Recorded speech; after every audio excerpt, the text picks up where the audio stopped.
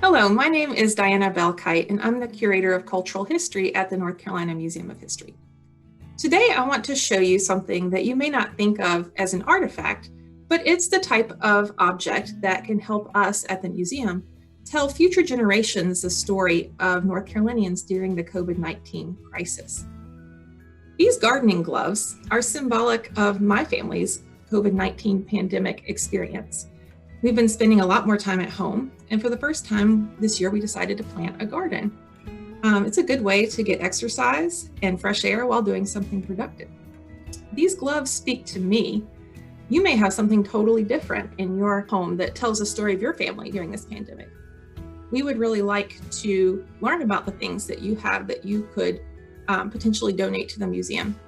So if you'd like to tell us about your experiences or would like more information, just go to ncmuseumofhistory.org.